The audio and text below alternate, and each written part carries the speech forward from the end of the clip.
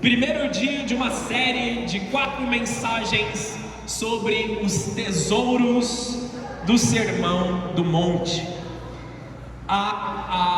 O culto de hoje ele vai ser um pouquinho diferente, tá bom? A palavra de hoje ela vai ser uma palavra expositiva. Qual a diferença da palavra expositiva e da palavra que você está acostumado, que você ouve aqui na igreja quase todos os cultos? Nós vamos fazer uma mensagem seguindo texto a texto na ordem que eles estão na palavra de Deus, amém? Então a gente vai ler, meditar e mergulhar mais na palavra do Senhor. Hoje inclusive não tem esboço, amém? Nós vamos aqui segundo a mensagem do Senhor e vamos meditando e mergulhando para descobrir mais da palavra do Senhor, tá bom? Então já abre a sua Bíblia em Mateus capítulo 5, versículo 1, deixa ela aberta aí, você vai indo junto comigo como se fosse um estudo. Nós temos 2 ministérios que vão se sobressair ao longo do ano de 2026, o ministério apostólico e o ministério de mestre. Eis-me aqui como um mestre, me posicionando como um mestre nesse momento, para ensinar os discípulos de Deus algo novo na palavra do Senhor. É um tempo de nós crescermos em maturidade, crescermos em discernimento e crescermos na glória do Senhor. Por que nós vamos meditar no Sermão do Monte? O Sermão do Monte, ele é um guia para nós. Ele é como um estudo ou uma ministração, uma cartilha ali de Jesus para os seus discípulos. Como que Jesus estivesse dizendo: se você quer ser o meu seguidor, se você quer ser o meu discípulo, esta é uma lista clara e explicativa de como você deve me seguir, de como você deve caminhar e de como você deve viver a sua vida. Amém? Estão entendendo até aqui? Jesus, ele traz uma palavra muito poderosa, um ensino, como se fosse a sua primeira pregação em público, vamos dizer assim. Não que tenha sido, mas é como se fosse a primeira ministração, grande ministração. E Jesus estava ensinando o povo.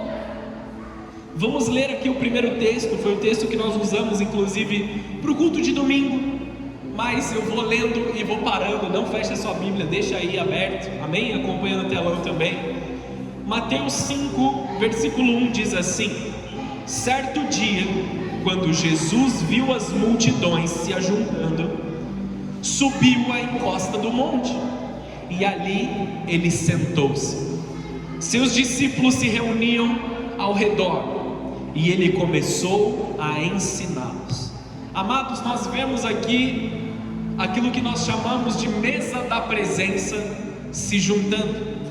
Nós temos canções sobre isso, nós louvamos, nós adoramos essa questão.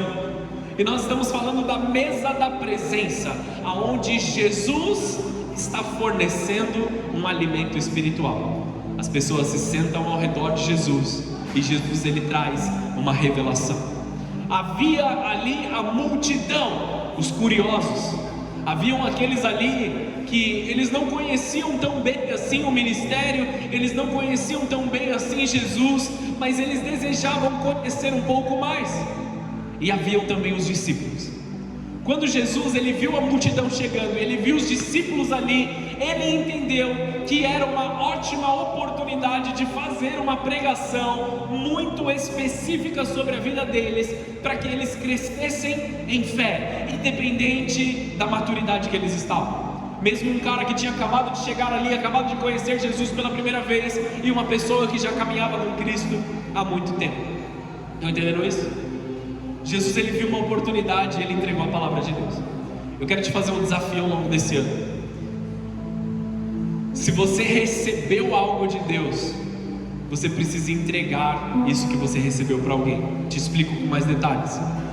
Você está no seu momento particular lendo a palavra de Deus. Quem aqui já começou sua leitura anual? Amém? Quem já começou aí? Quem não começou, o ano está só começando, só a primeira semana útil aí. Amém? Dá tempo de você mergulhar aí na palavra do Senhor. Toda vez que você receber uma revelação, eu quero te desafiar, amém? Toda vez que você receber algo, que você tiver aquele momento de, sabe aquele que dá um estalo na cabeça e fala: uau, eu não sabia disso, eu acabei de aprender algo. você vai encontrar alguém pessoalmente, amém? Não é por mensagem, não é por ligação, é pessoalmente, uma oportunidade pessoal, algo íntimo, algo próximo, não multidão, alguém, uma única pessoa, ou duas no máximo, sentar à mesa e você vai falar assim: olha, eu tive uma revelação muito louca de Deus, deixa eu compartilhar com você, amém? É um desafio sobre a tua vida, aquilo que você recebe, você compartilha. Conforme nós compartilhamos, nós abrimos espaço para Deus derramar mais, amém? Pode ser um cristão ou não, se possível, encontre alguém que ainda não crê em Cristo, para você compartilhar essas revelações aí, amém? Em nome de Jesus, mas não perca a oportunidade de compartilhar com alguém. Aqui nós vemos a mesa da presença se reunindo, Jesus reunindo os seus discípulos ao seu redor, Jesus reunindo pessoas ao seu redor para que Ele possa ministrar. E é isso que nós queremos aqui nessa noite, amém? E eu vou parar de falar aqui agora, nós vamos pedir para que o Espírito Santo comece a nos ministrar através dessa mensagem. Feche os teus olhos, abaixe a sua cabeça, vamos orar. Senhor Jesus, eu quero que a Tua presença venha sobre nós, eu quero que o Teu Espírito venha, Senhor, que a Tua glória venha se manifestar.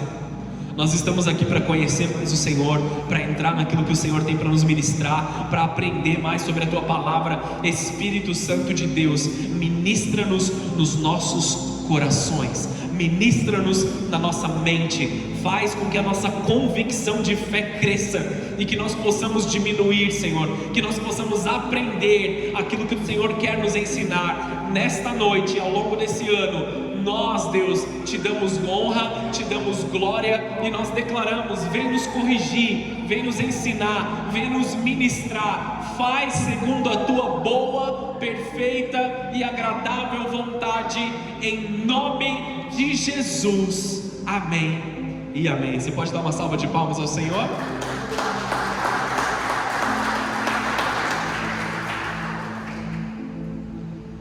Glória a Deus. Vamos lá. Eu quero te dar uma chave hermenêutica. Diga comigo, hermenêutica. Quem já ouviu falar essa palavra, levanta a mão aí, vai, de uma forma mais interativa. O que é hermenêutica? Não faz a menor diferença se você não sabe, tá bom? Tá tudo bem. Hermenêutica é um ensino ou uma parte da teologia que nos ajuda a interpretar a palavra de Deus de forma correta. Resumo do resumo, amém? São chaves ou são ensinos que nos fazem ler a palavra de Deus e compreendê-la por completo. Portanto, eu quero te dar algumas chaves aqui gerais da palavra de Deus e depois eu vou te dar chaves específicas sobre o texto de Mateus 5, 6 e 7. A primeira coisa que você precisa entender é que a Bíblia explica a ela mesma. Portanto, se você lê um texto na palavra de Deus isolado e você não o compreende, você precisa ter o resto da revelação para compreender o todo. A palavra de Deus se complementa a ela mesma, amém? Entenderam isso? Poxa, pastor, eu estou lendo a Bíblia e eu não consigo entender, para mim é muito difícil. Eu te digo, continue lendo, continue avançando e as coisas vão se encaixando e fazendo mais sentido, amém? Existem muitas coisas que foram profetizadas no Antigo Testamento e elas se cumprem em Cristo Jesus no Novo Testamento. Então você precisa saber dessas coisas, amém? Beleza? A segunda chave que você precisa entender para compreender a palavra de Deus: a Bíblia não tem contradições entre ela mesma. Ela é uma verdade inerrante de Deus e ela não tem contradições. Pela tradução, existem aparentes contradições, das quais existem explicações muito claras quando nós entendemos todo o contexto da palavra de Deus. Se você ler a palavra de Deus e você encontrar uma aparente contradição, eu te indico que você procure o seu pastor, no caso eu, e me pergunte sobre isso. Discípulos fazem perguntas. Quando nós aprendemos a fazer boas perguntas na presença de Jesus, nós obtemos as respostas celestiais, amém? Continua aqui comigo. A chave do verdadeiro discipulado não é sobre aquilo que o discipulador pode entregar, mas a capacidade do discípulo de fazer perguntas para aquele que está o discipulando. Pastor, eu tenho uma dúvida, eu tenho isso, eu tenho aquilo. Este é o momento de nós começarmos a perguntar. Talvez não aqui, porque temos muitas pessoas e dificilmente a gente sanaria todas as dúvidas. Mas você tem o meu contato de celular e eu quero sentar com você e eu quero tirar as suas dúvidas. Amém? Beleza? Estou fazendo a introdução ainda, bem longa, mas vai dar certo. Chaves hermenêuticas sobre agora o livro de Mateus, mas mais especificamente o Sermão do Monte. Obediência está diretamente ligado à felicidade. Você consegue entender isso? Obediência a Deus está diretamente ligado à felicidade. Talvez pareça contraintuitivo, porque no mundo nós aprendemos que para eu ser feliz, eu tenho que fazer aquilo que eu quero, do jeito que eu quero, no momento que eu quero. Então crianças agem dessa forma, fazem aquilo que eles querem, porque eles estão com vontade. Eu tenho vontade de fazer. E elas se posicionam dessa forma. Quando nós crescemos um pouco, nós entendemos a diferença entre ser uma criança, de fazer aquilo que quer, e ser um adulto, de fazer aquilo que realmente tem que ser feito. Mas fazer aquilo que tem que ser feito, ou viver em obediência, não é diretamente proporcional a algo enfadonho, algo triste, algo cansativo. É o contrário. Quando eu obedeço a Deus, eu tenho acesso à alegria e à felicidade plena. Amém? O que Jesus Cristo chama de as bem-aventuranças. O que é ser bem-aventurado? É ser feliz, completo e satisfeito.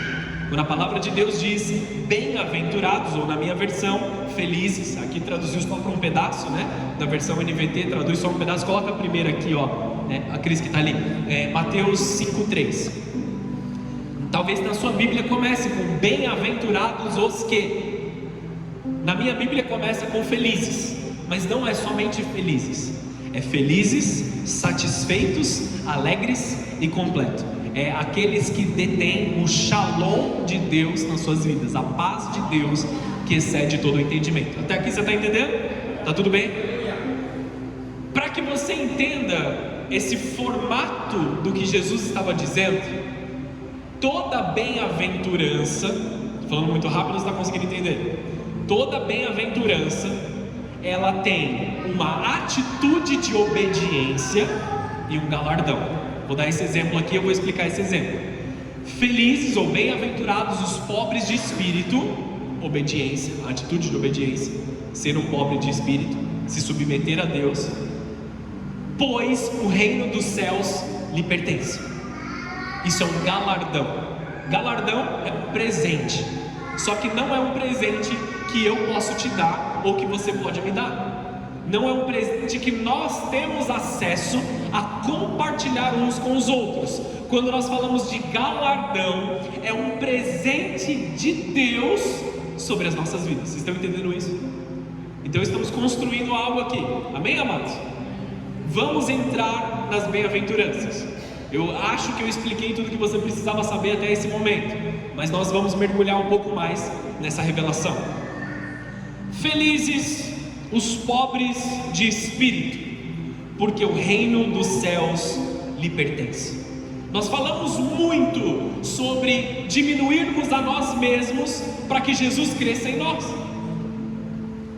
O nosso espírito, nós associamos pobreza com dor, com tristeza, mas não é isso que Jesus está falando aqui.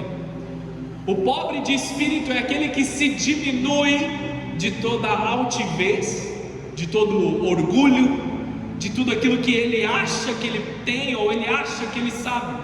Ele é pobre de espírito, ele é pequeno em espírito, segundo a carne. Então ele recebe acesso ao reino dos céus. Nós recebemos salvação por fé e pela graça, certo?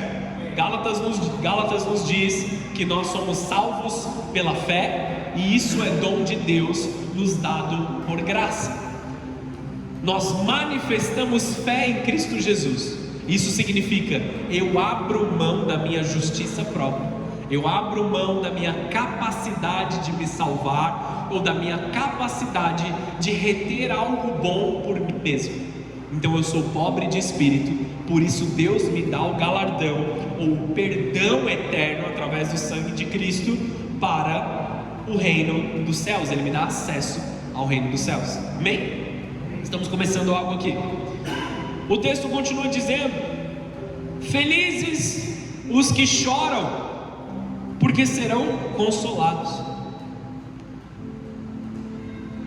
Pastor, entramos em uma contradição que você estava falando aí, né? Como que pode ser feliz e chorar ao mesmo tempo? A questão aqui não está sobre chorar, mas sobre aonde chorar.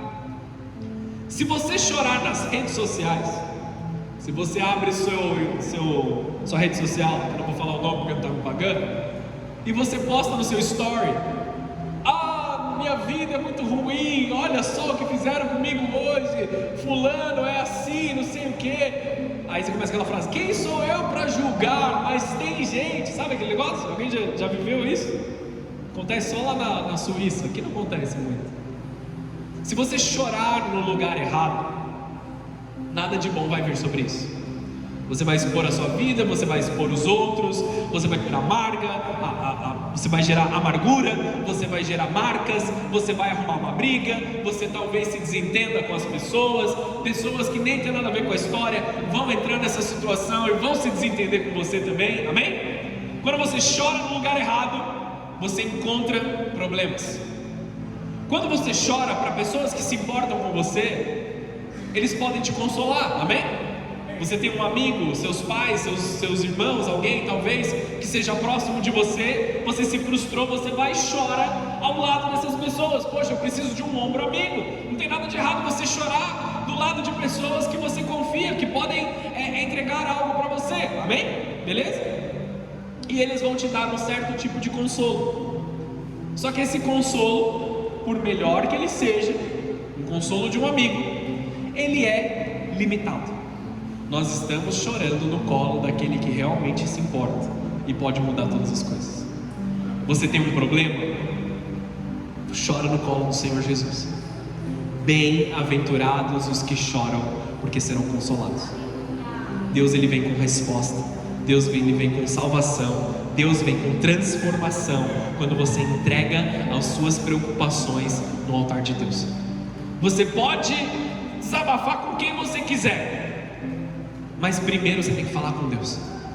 Não existe outro caminho melhor. Se você estiver querendo chorar, se você estiver entristecido, se você estiver machucado, vá até o Senhor Jesus e derrame todas as suas lágrimas como uma oração na presença dele. Charles Spurgeon tem uma frase muito conhecida: muitas vezes as nossas lágrimas serão orações líquidas entregues no altar do Senhor.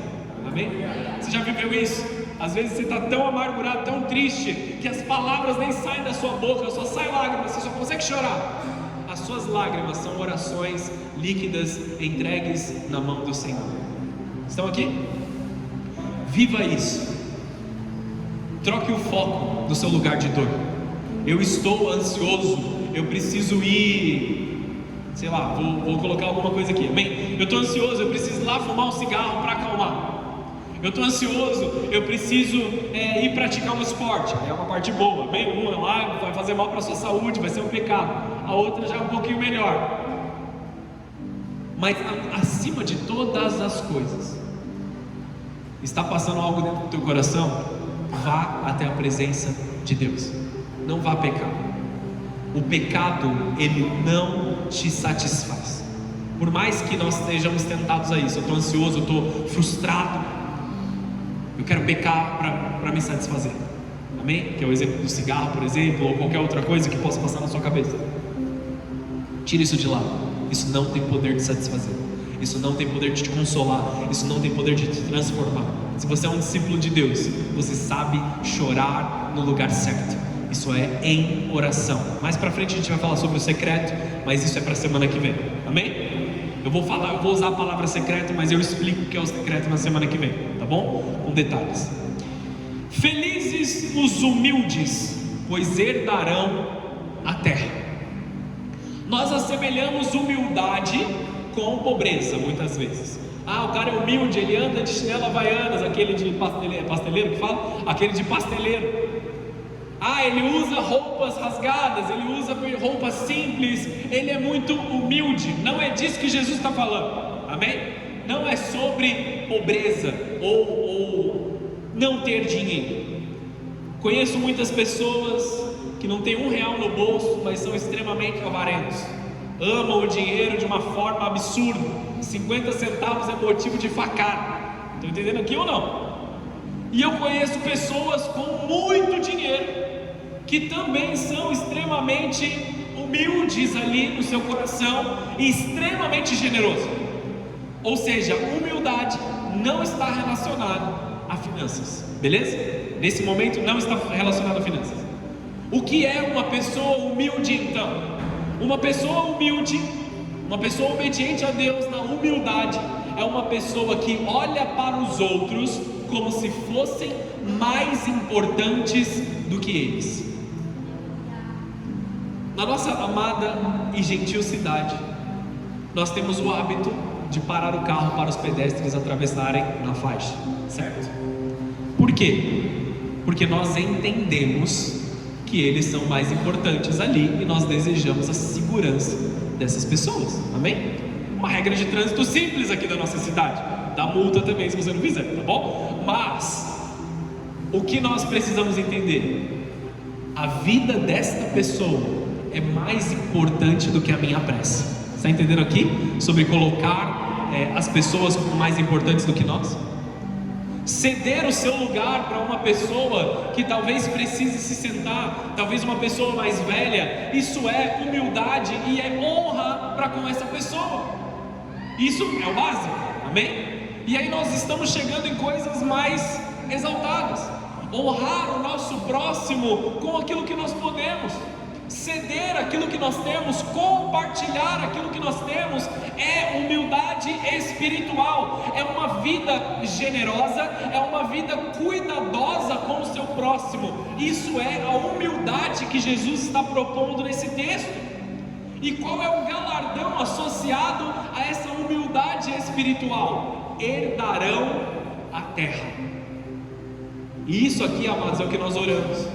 Aqui está falando de provisão, aqui está falando de providência, aqui está falando sobre ter as coisas, mesmo que você não seja o dono, ser um mordomo de grandes coisas e aproveitar do melhor desta terra, estar debaixo do favor da mão de Deus em coisas físicas e naturais. Você quer uma chave para a sua prosperidade natural, para que você herde coisas aqui na terra? Generosidade e humildade de espírito. Estão aqui comigo? Entenderam até aqui? Ficou alguma dúvida por enquanto? Mas dá um joinha aí para entender, para eu ver que você entendeu tudo. Glória a Deus, seguimos, que senão não acaba hoje. Felizes os que têm fome e sede de justiça, porque serão saciados. Ter fome e sede de justiça, quando a gente foi prejudicado, é muito fácil. Bateram no seu carro, ele tem que pagar porque olha o que ele fez, ele me causou dano, eu tive prejuízo e eu tenho fome e sede de justiça. Estão aqui comigo? Ter esse tipo de fome e sede de justiça é muito fácil. Só que se nós orássemos como aquele gentil orou na presença de Deus, esmurrando o seu corpo e dizendo: Deus, faz justiça de mim porque eu sou pecador, o que nós merecemos de forma eterna, amém? Se alguém aqui pecou alguma vez, e aí por Romanos, eu entendo, Romanos 23:3, eu entendo que todos nós pecamos e carecemos da glória de Deus, não há nenhum sequer aqui que não tenha pecado. Aquilo que nós merecemos é o inferno, amém? Pelas nossas atitudes, aquilo que todos nós merecemos é o inferno, eu também, tá bom? Essa é a realidade. Porém, por causa do sangue de Cristo, Ele satisfaz uma justiça divina para que nós sejamos salvos. Então, ter fome e sede de justiça é que aquilo que é correto para Deus aconteça.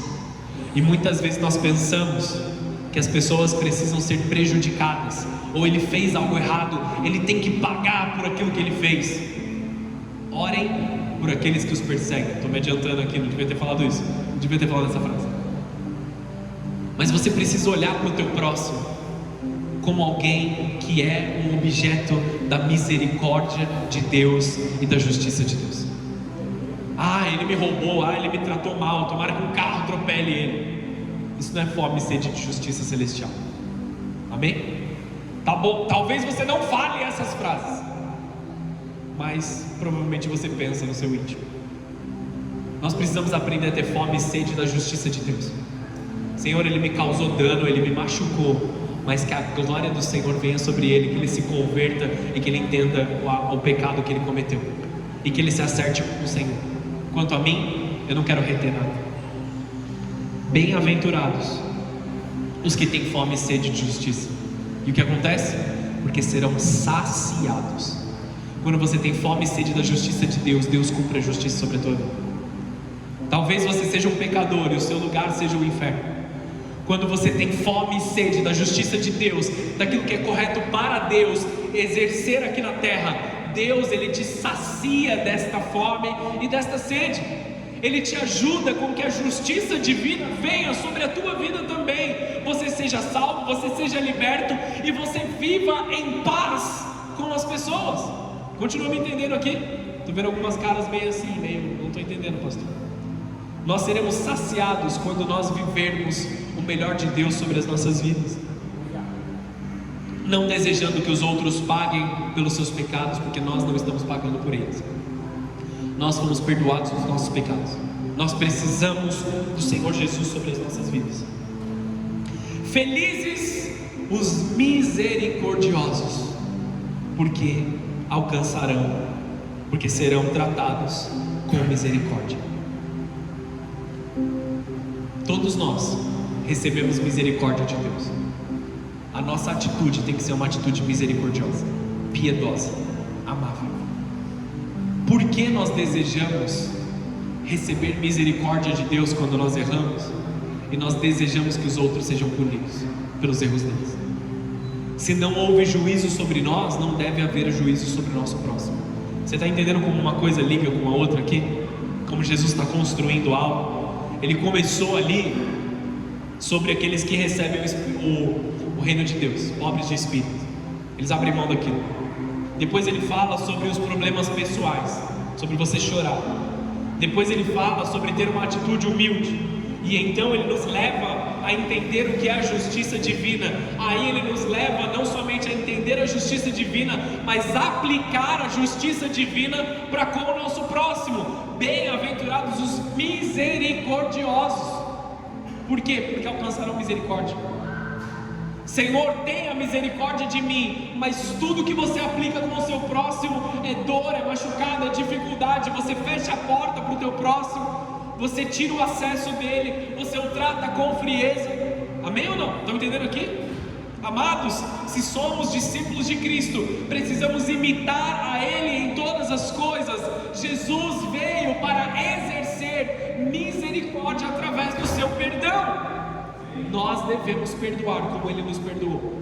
Quantas vezes essa igreja já não ouviu falando isso? Amém? E eu vou falar até Jesus voltar. Meu compromisso com Ele: nós devemos ser misericordiosos. Quando nós vemos alguém com uma dívida com você, e essa pessoa não tem a habilidade de pagá-la, quantas vezes você não foi abençoado a ponto de você não ter que pagar as suas dívidas, ou pagar os seus problemas? É momento de perdoar. Eu estou falando sobre aqueles que fizeram em boa fé, que trataram em boa fé, mas também aqueles que fizeram de forma errada, que tentaram te enganar. Dificilmente o relacionamento ele vai continuar, mas você precisa perdoar para você viver bem, para que a sua vida seja próspera. Devemos tratar os outros com misericórdia, para que nós possamos receber misericórdia divina. Amém? Não gostou dessa parte? Fala amém comigo aí. Precisamos ser misericordiosos. Deixa eu te dizer mais uma coisa para a gente construir esse texto aqui. Mais uma chave. Nós não estamos nos comparando com o melhor ser humano da terra. Nós não estamos sendo comparados, ou a nossa santidade, ela não é comparada com o mais santo dessa congregação. Tipo assim, ele é o alvo. O nosso alvo é Jesus Cristo. Nós estamos sendo comparados por quem Cristo é. Obviamente, nós seremos diminuídos nesse momento. Nós seremos corrigidos, todos nós, eu e vocês. Temos atitudes das quais nós precisamos ser corrigidos por Jesus. Porque nós não estamos nos comparando com uma pessoa que seja muito boa. Nós estamos sendo comparados com o varão perfeito, com aquele que está acima de todas as coisas, com aquele que é acima de tudo. Então nós, amados, precisamos reconhecer que nenhum de nós atingiu o parâmetro, a autoridade, nenhum de nós atingiu o padrão celestial de Cristo Jesus.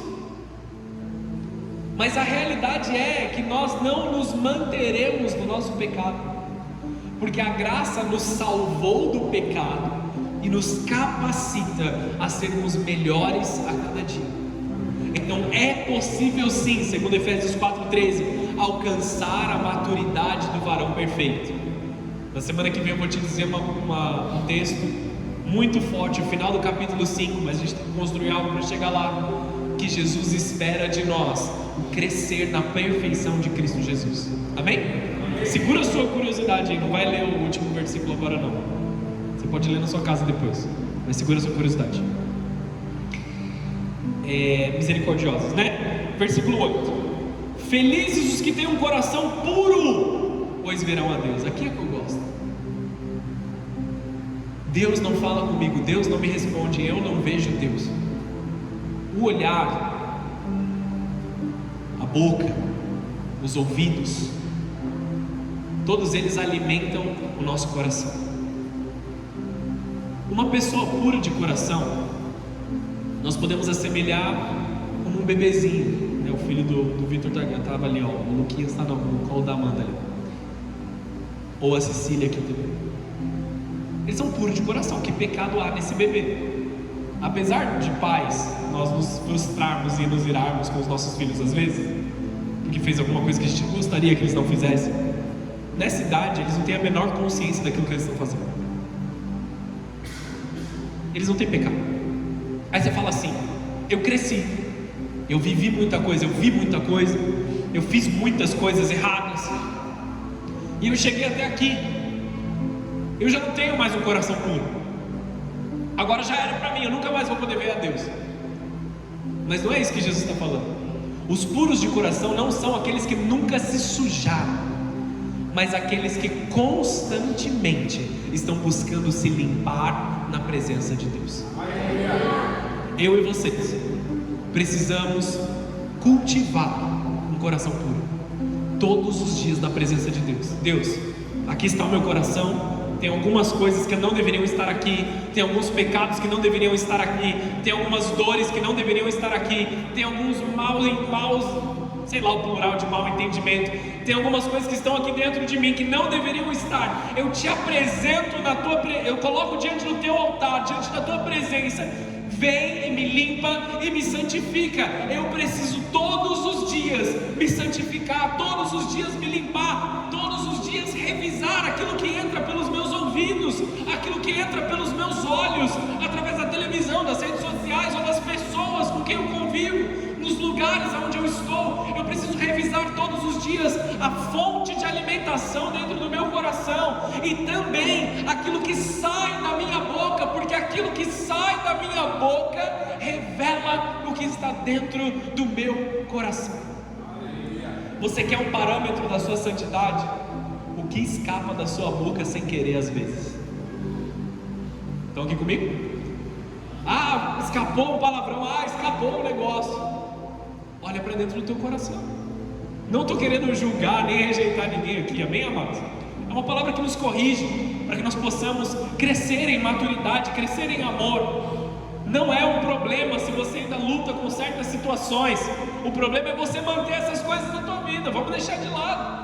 Vamos aprender e vamos crescer. Para que nós possamos viver como discípulos de Cristo, nós precisamos desaprender algumas coisas que nós aprendemos no passado e aprender coisas novas. Não tem nada de errado. Se até aqui você foi ensinado errado pelo mundo, pelas redes sociais, pela televisão, pela cultura, agora vamos aprender direito com Cristo, amém? Amém. Nós fomos perdoados, a graça é sobre isso. Beleza? Tudo bem aqui? O olhar, ele fala muito sobre a pessoa. Você consegue identificar muito facilmente malícia através do olhar das pessoas. Consegue? Às vezes alguém fala uma frase, fala um negócio bom, mas o rosto não está muito bom assim. Aí você fala assim: meu, isso parece uma mentira. Parece que essas intenções não estão corretas. O nosso olhar fala muito, assim como as coisas que saem do nosso coração. O olhar das pessoas, o fruto das pessoas demonstra aquilo que está dentro do coração. Então que nós tomemos muito cuidado com aonde está o nosso olhar, com aquilo que nós estamos dizendo com o nosso olhar. E qual é o galardão daqueles que estão santificando o seu coração? Verão a Deus, verão a glória de Deus, começarão a enxergar Jesus em todas as coisas. Faça esse exercício nos teus próximos dias. Comece a encontrar Jesus em todos os lugares. Ele está em todos os lugares. Encontre Jesus na natureza, encontre Jesus nas árvores, encontre Jesus nos quadros maravilhosos que Ele pinta no céu, no nascer do sol, no pôr do sol. Encontre a Jesus na chuva, encontre a Jesus no meio das conversas dentro da sua casa, encontre a Jesus nas coisas simples e nas coisas complexas do seu dia a dia. Encontre Jesus nos detalhes daquilo que Ele permite você viver, mas encontre Jesus também no macro, naquilo que Ele planejou para que você viva. Santifique e purifique o teu coração, para que você comece a dar glória a Deus. Quando o nosso coração não está puro, porque nós estamos entulhando o nosso coração de reclamação, de sentimento de injustiça, de amargura, de brigas, dificilmente nós vamos ver a Deus. Ah, Deus não me responde mais. O que está dentro do teu coração que está te impedindo de ver Jesus? Estamos aqui, discípulos. Estamos crescendo. Estamos sendo confrontados com quem Cristo é. Nós veremos a Deus. Versículo 9: aquele que vê a Deus, não existe uma outra oportunidade. Bem-aventurados ou felizes os que promovem a paz, porque serão chamados filhos de Deus. Nem todo mundo que diz que é filho de Deus é filho de Deus, amém? Somente aquele que faz a vontade de Deus tem o direito de ser chamado filho de Deus. É uma frase muito comum: eu preciso descansar, eu também sou filho de Deus. Quantas vezes você já disse essa frase? Eu também já disse isso. Só que eu disse essa frase em algumas vezes, numa época que eu ainda não era um filho de Deus de verdade. Ser filho de Deus está diretamente relacionado à nossa fé. A nossa fé precisa estar acompanhada de obras. As obras, os frutos, comprovam aquilo que nós cremos. Nós não somos salvos pelas nossas obras, nós somos salvos pela fé. As obras testificam aquilo que nós vivemos. Estão entendendo isso? As obras comprovam a sua fé. O que você manifesta, o que sai de dentro de você. Felizes os que promovem paz, porque serão chamados filhos de Deus. São reconhecidos aqui em dupla honra. São chamados de filhos de Deus pelos que estão ao redor, e são chamados de filhos de Deus diretamente pelo Pai. Lembra quando Jesus foi batizado? Ele sai das águas, o céu se abre, a voz de Deus vem e fala assim: eis o meu filho amado em quem tenho o meu prazer. Dupla honra. Os homens que estavam ali reconheceram. João Batista fala assim: eis o Cordeiro de Deus que tira o pecado do mundo. Não me pede para eu te batizar, eu que careço ser batizado por você, Jesus. Aí Jesus fala assim: fica na boa, faz o que tem que fazer, porque compete para que as escrituras se cumpram. Faz aí o que eu estou te falando, seja obediente, João Batista. Aí ele vai, batiza Jesus. Os homens reconhecem ele como filho de Deus. O céu se abre e Deus os reconhece como filho de Deus. Aqueles que promovem a paz, aqueles que promovem a reconciliação, aqueles que promovem o amor, aqueles que promovem a unidade, aqueles que promovem a união, a comunhão, o viver em uma só mente, o viver em um só coração, sem segundas intenções, trazendo pessoas que estavam divergentes a se reconciliar. Aqueles que promovem a paz são reconhecidos como filho de Deus. Esse verdadeiramente é o filho de Deus, porque ele promove perdão. Jesus na cruz, quando ele morre na cruz, sem dar um pio ali, sem reclamar uma vez, até os soldados romanos que colocaram a lança ao lado de Jesus, aquele próprio soldado, ele reconhece que ele era o verdadeiro filho de Deus. Esse é o poder, amados, que nós caminhamos. Lucas 23, essa referência aí, tá bom? Quando nós nos comportamos como agentes de paz entre as pessoas, nós somos reconhecidos como filhos de Deus. Não fale esse tipo de coisa, isso gera bagunça, isso gera confusão. Quando você acalma os ânimos, quando você desativa a bomba, sabe? Já passou por uma situação dessa no seu trabalho, no dia a dia? Vem alguém com uma bomba acesa. Tem um negócio, você não sabe o que fulano falou, olha a situação aqui. Não, calma aí, vamos entender melhor a situação. Pera aí, será que é isso mesmo? Foi assim mesmo? Vamos falar com a tua pessoa, traz ele, traz ela aqui, vamos fazer uma reunião, vamos conversar. Não era bem assim, era algo muito mais simples.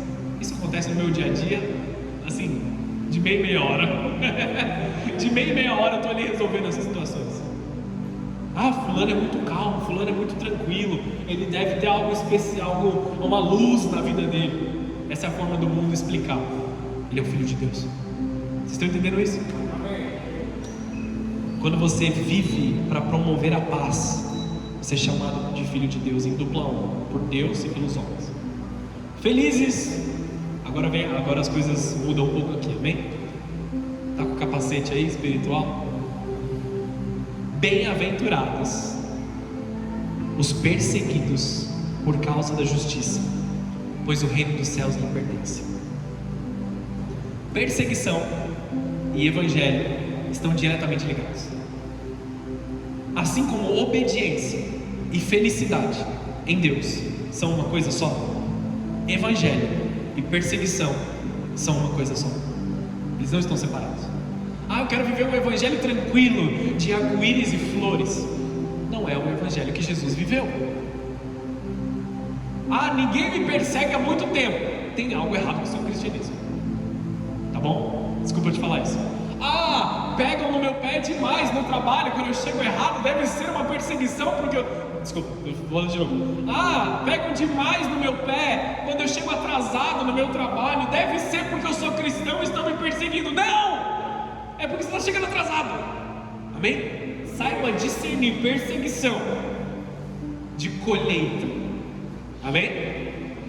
A lei celestial da colheita, ela é verdadeira. Você colhe aquilo que você planta. Amém? Nós estamos falando disso nas bem-aventuranças. Você colhe aquilo que você planta. Bem-aventurados os que choram, porque serão consolados. Bem-aventurados os misericordiosos, porque alcançarão misericórdia. Você está plantando obediência em Deus e colhendo o galardão de Deus. Então, tenha certeza que é perseguição antes de você chamar de perseguição. Amém? Você fez algo errado, você está devendo dinheiro, você está errado, você está comprometido. Amém? Então toma cuidado para não chamar de perseguição aquilo que não é perseguição. Coisas que nós devemos realmente consertar, que nós fizemos errado. Amém? Jesus diz: bem-aventurados os perseguidos por causa da justiça. Aí vem a chave. Porque eu creio em Cristo, eu não vou mentir, eu não vou fazer isso errado que você está pedindo para eu fazer errado, custe o que custar. Eu não vou me comprometer com as coisas. Nós nos comprometemos com as situações, principalmente quando nós estamos cansados, quando nós estamos fatigados. Nós nos comprometemos. Eu estou numa situação de urgência, eu estou numa situação de necessidade, então eu vou me comprometer rapidamente aqui, resolvo o meu problema e aí eu volto para a minha vida santa. Não é assim que funciona. Eu vivo a justiça divina, eu vivo a vontade de Deus. E aí nós passamos a ser perseguidos por essas coisas. Nós estamos pregando com portas abertas na igreja. Todo mundo sabe aonde é essa igreja. Todo mundo pode vir para essa igreja a qualquer momento. Amém? Certos países não funcionam dessa forma. Algumas igrejas na Índia têm que estar escondidas em certas áreas da Índia. Na China, quase todas as igrejas são igrejas subterrâneas, a fim de se esconder. Sabe o que é mais louco quando a gente fala de igreja perseguida na China? Os cultos lá costumam durar 12 a 20 horas. Sabe por quê? Porque eles não sabem quando eles vão poder adorar a Deus de novo. As pessoas entram, se convertem, são batizados e servem no mesmo culto que eles estão indo visitar pela primeira vez. De tão intenso que é o mover de Deus lá. Porque eu não sei quando eu vou adorar a Deus de novo. A gente está falando de um tempo de perseguição. Esse tempo ele vai vir sobre toda a igreja em algum momento. A palavra de Deus diz isso. Cristãos e discípulos no fim dos tempos estejam preparados para a perseguição. Estejam preparados para serem caluniados. Aí Jesus ele complementa esse raciocínio. Versículo 11. Peraí, Bem-aventurados os perseguidos por causa da justiça, porque o reino dos céus lhes pertence. Nada pode remover o reino dos céus daqueles que são perseguidos pelo nome de Jesus e pela justiça de Jesus. Aí uma marca dos verdadeiros discípulos. Felizes são vocês quando por minha causa sofrerem zombaria e perseguição. Por causa de Cristo, não dos nossos erros. Sofrerem zombaria e perseguição.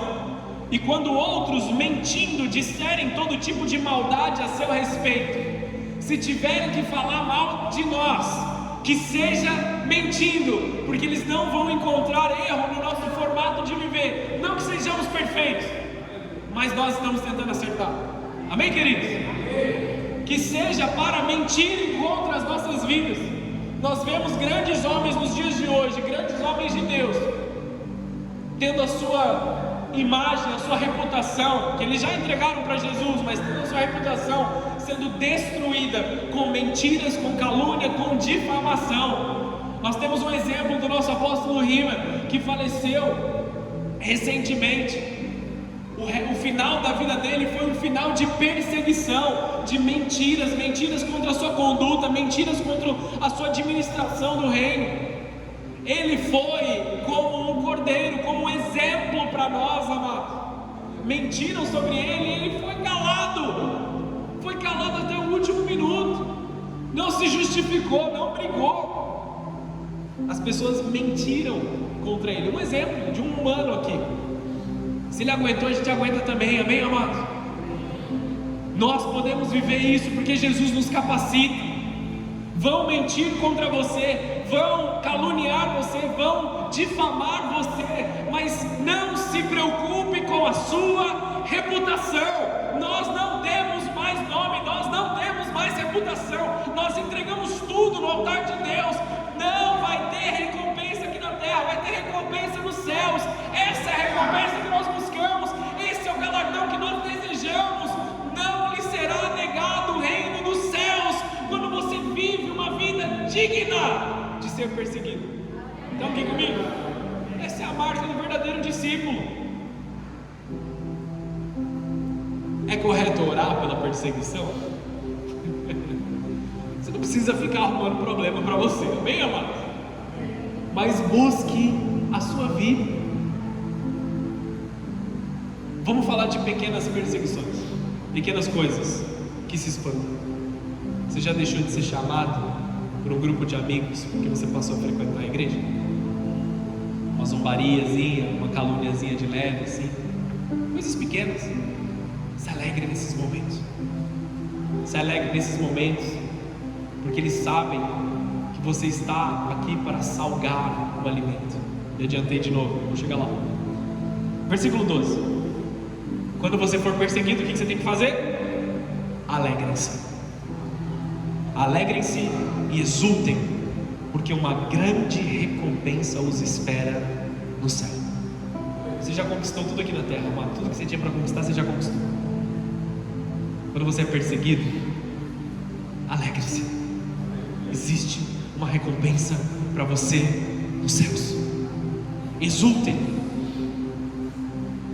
E lembrem-se que os antigos profetas foram perseguidos da mesma forma.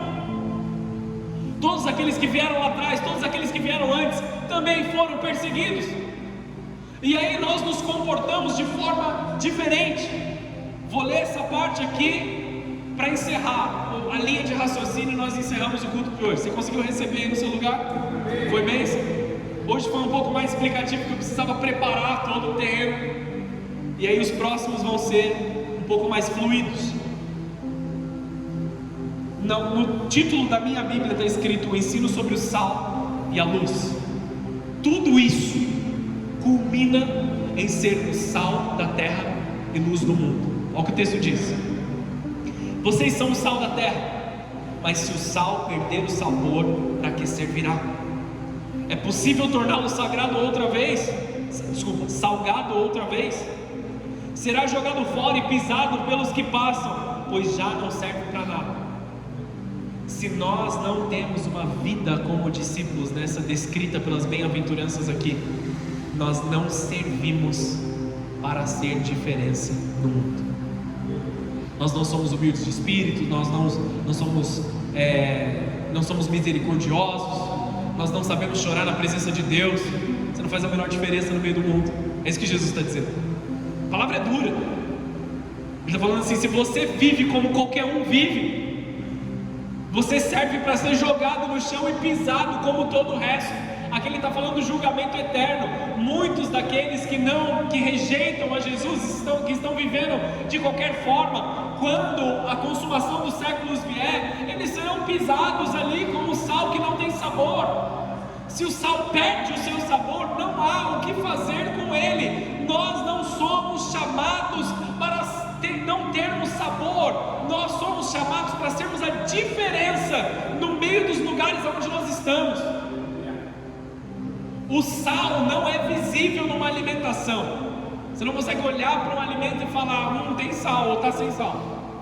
Mas basta dar a primeira garfada. É assim ou não é? Está sem sal. Eu sou uma pessoa que tem ira até de comer alimentos que não estão salgados. Me dá um negócio, é ruim. O sal faz toda a diferença. O sal no seu ambiente de trabalho, você sendo sal, as pessoas sentem quando você não está lá. A ausência de paz, a ausência de harmonia, a ausência de alegria, a ausência dos atributos de Deus num ambiente corriqueiro. Se você não tem sabor, se você não faz diferença, um sal dentro do saleiro, ele não serve para nada. Não adianta a gente ser sal um na vida do outro aqui, adianta a gente ser sal lá fora. A igreja é como saleiro, a gente tem que sair dele para salgar o mundo, amém, amados? Agora falando sobre se esconder, encerro com isso. Vocês são a luz do mundo. É impossível esconder uma cidade construída no alto do monte. Não faz sentido acender uma lâmpada e depois colocada sobre um cesto. Pelo contrário, ela é colocada num pedestal, onde pode iluminar, onde ilumina todos que estão na casa. Da mesma forma, suas boas obras devem brilhar, para que todos as vejam e louvem o seu Pai que está no céu. As nossas boas obras têm que estar visíveis às pessoas. Não estou falando de falsa humildade. Eu sou tão legal, eu prefiro não fazer assim. Você é o que você é, amém? Você tem que reconhecer aquilo que Deus te deu. Você tem que reconhecer naquilo que você é bom, os dons que você tem. Você tem que praticá-los, você tem que colocar eles para fora. Ser visível para as pessoas. Muitas pessoas têm falsa humildade. Vem cantar uma música. Sabe, eu não sei cantar muito bem. Não, cara, usa teu dom. Deus te deu um dom. Sem falsa humildade, amém, amados? Que vivamos a plenitude daquilo que Jesus tem. Deixe as boas obras brilharem. Deus, Ele nos coloca em um lugar de evidência quando nós estamos vivendo as boas obras que glorificam o Pai nos céus. Se você é uma luz que é voltada somente para o teu eu, você não serve também. Nós não estamos no ministério do holofote, Amém? Não é para os holofotes brilharem sobre nós, é para nós brilharmos aonde o Espírito Santo está sendo glorificado, aonde Jesus está sendo glorificado. Nós temos que ser a luz do mundo. Aonde há escuridão, nós brilhamos, nós manifestamos graça, nós manifestamos amor. Agora está no YouTube, eu vou ter que falar. Tomara que eles não ouçam isso. Eu estava na mesa de almoço hoje no trabalho, e aí os caras estavam contando as histórias do ano novo, né? Aí um virou pro outro, o cara estava do meu lado, ele virou pro outro e falou assim: não fala isso não, você não sabe que a gente tem um pastor aqui no meio de nós? Tudo bem ele falar, é o que ele vive, mas a nossa presença tem que constranger. Não é porque eu sou melhor do que eles. Eu falei assim, cara, eu vim de um lugar que era tão sujo quanto esse lugar que você está falando. A realidade é, você não precisa ficar aí. Eu estou brilhando uma luz sobre a tua vida, existe algo melhor para você viver. A nossa vida tem que constranger aqueles que estão ao nosso redor. E não é porque eu sou um pastor, mas eu vivo aquilo que eu estou falando. Eu sou a mesma pessoa aqui, eu sou a mesma pessoa no meu ambiente de trabalho, eu sou a mesma pessoa em casa. O meu jeito de falar é o mesmo. As minhas prioridades são as mesmas. É ser luz aonde nós estamos. Não tem como esconder hoje com as redes sociais, amém? Eu não chego divulgando, eu sou um pastor, mas eu chego divulgando logo de cara, eu sou cristão. Amém? Essa é a primeira coisa que eu falo. O que é importante para você? Para mim, importante é a minha família e o meu Deus. Não nessa ordem. Amém? Mas essa é a ordem que eu apresento para as pessoas, que é a forma com que eles se entendem. O que você fez no fim de semana? Fui na igreja. Eu brilho a luz de Jesus. Nós temos que brilhar a luz de Jesus aonde nós estivermos. Se as pessoas se constrangerem de dizer certas coisas ao nosso redor, muito bom, que eles estão vendo que eu tenho uma luz brilhando. Não sobre corrigir as pessoas e ser um chato, que tem cristão que é chato, mas é sobre você dizer que você tem um caminho melhor. Constranger as pessoas pelo bem que sai de dentro de nós, não pelo julgamento, pelo perdão, pela amabilidade, pelo cuidado. Amém? Recebeu aí em nome de Jesus? Semana que vem nós continuamos através do ensino da lei, Mateus 5,17 em diante, tá bom? Feche os teus olhos, abaixa a sua cabeça. Nós não vamos fazer o louvor agora, beleza? Nós vamos encerrar o culto aqui porque tem a torre de oração, um monte de virtual pra gente orar, beleza? Feche os teus olhos, abaixa a sua cabeça. Senhor Jesus, nós te agradecemos pela tua palavra, nós te agradecemos pelo teu ensino. Espírito Santo, ministra a nossa mente, ministra o nosso coração, que nós possamos sair dessa casa nessa noite cheios de um ensino novo, Pai. Parece muito mais uma aula do que com um culto, Senhor, porque dessa forma foi que o Senhor planejou para nós nessa noite. Que nós possamos crescer em sabedoria, crescer no teu conhecimento, crescer na tua glória, em nome de Jesus. Amém e amém. Você pode dar uma salva de palmas ao Senhor Jesus?